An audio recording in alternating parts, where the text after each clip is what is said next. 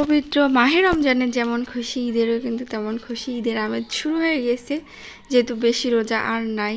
তো আমরা বিকালে মার্কেট করতে যেয়ে রাত্রে এসেছি, তার মানে আমরা কত মার্কেট করছি। সবাই দেখতে হলে আমার পুরো ভিডিওটি দেখতে থাকুন। আসসালামু আলাইকুম, কেমন আছেন সবাই? আশা করি ভালো আছেন। আর একটা ব্লগ নিয়ে চলে আসলাম। তো আমরা বের হয়ে গেছি মার্কেটে যাবার জন্য।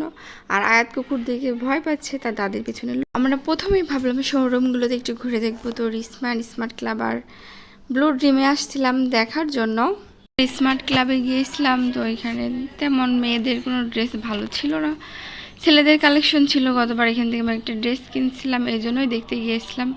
তেমন পছন্দ না হওয়ায় আবার চলে আসছি। এবং ব্লু ড্রিম কিন্তু কেনাকাটাই একটা ফ্রিজ প্রথম পুরস্কার হিসেবে উপহার দিচ্ছে, কিন্তু আমাদের এখানেও তেমন কিছু পছন্দ হয়নি। এখান থেকেও একটা ড্রেসটা কিন্তু আমার ফেভারিট ছিল। ব্লু ড্রিমে ভালোই মেয়েদের কুর্তি টুর্তি এগুলো কিন্তু পাওয়া যায়। তো আমরা ওখান থেকে তেমন কিছু নিইনি, এখানে কেনাকাটা যে প্রথম পুরস্কার দিচ্ছিল, কিন্তু তার কোনো কাজ হলো না।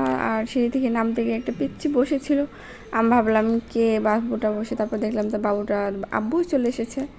তো আমরা ওইখান থেকে ঘুরে নিউ মার্কেটে চলে এসেছি, জাতীয় মার্কেটে, যেখান থেকে কেনাকাটা না করলে হবেই না। তো সেখানে চলে আসার পরে তো এখানে সবাই ইফতারি করার জন্য মানে দোকানদাররা ব্যস্ত, এরকম একটা সময় হয়ে গেছিলো। আর ইফতারি অনেক টাইম ছিল, কিন্তু ওনারা মনে হচ্ছিল যে দেখাতে চাচ্ছিল না, এনার্জি পাচ্ছিল না আর কি দেখানোর জন্য, যেহেতু আর কিছু সময় পর ইফতারি হবে। তো ওনাদের সবসময় এরকমই, আবার ইফতারির পরেও তাদের প্রবলেম, আর প্রচুর তো ভিড় হয়, সেটা আলাদা বিষয়। তো আমরা তারপরে এই দোকানটাতে গিয়েছিলাম সাজঘর, এখানে অনেক ভালো ভালো কালেকশন ছিল। আর ওনারা দেখাচ্ছিল, কিন্তু ইফতারি টাইম হয়ে যায়, আমরা চলে আসি এবং আমরা চলে যাই ইফতারি করার জন্য রেড চিলিতে। এটা আমাদের আগের থেকে প্রোগ্রাম ছিল যে আমরা একটু আগে বের হবে এবং আজকে আমরা বাইরে ইফতারি করব। তো এর মজাটাই কিন্তু আলাদা ছিল। প্রথমবার বাইরে ইফতারি করা হলো আমার। দোলনা ছিল, বাচ্চাদের খেলার অনেক কিছু ছিল। তো জান্নাত প্রথমে যে দোলনাতে সেট হয়ে গিয়েছে এবং আয়াত বেবি চেয়ারে বসেছিল এবং তার আব্বুর জন্য কাঁদছিল। আর সে প্রথমে দোকান থেকে কান্নাকাটি করে একটা বল কিনে নিয়েছিল। তো আমরা ফাইনালি ইফতারির সময়ের জন্য চলে এসেছি টেবিলে, কিন্তু ওনাদের আগের থেকে না বললে একটু প্রবলেম হয়ে যায়। তো আমাদের এক একজনের প্লেট কিন্তু এক এক রকম সাজিয়েছিল। ওনারা আসলে লাস্ট টাইমে অনেকজন চলে আসায় তেমন কিছু করতে পারিনি।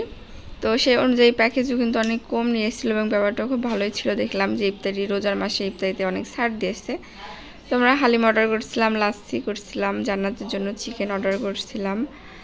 তারপরে ইফতারি সেরে আমরা ওখান থেকে কিন্তু চলে আসছি আবার মার্কেটে। দেখুন রাত্রের পরিবেশ, আর এখানে সে হা হা করে কান্নাকাটি করছিল, কারণ সে চেয়ারে বসবে আর কাউকে বসতে দিবে না এবং সবারই পায়ের স্যান্ডেল সে খুলে খুলে নিচ্ছিল।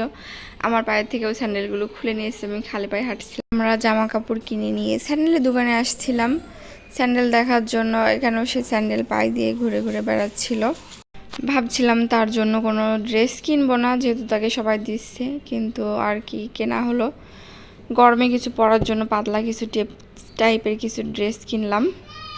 আর রাত্রের মার্কেট দেখেন কত সুন্দর লাগছে, ঈদের সময় একটা ঈদের আমেজ, ভালো লাগছে দেখতে অনেক।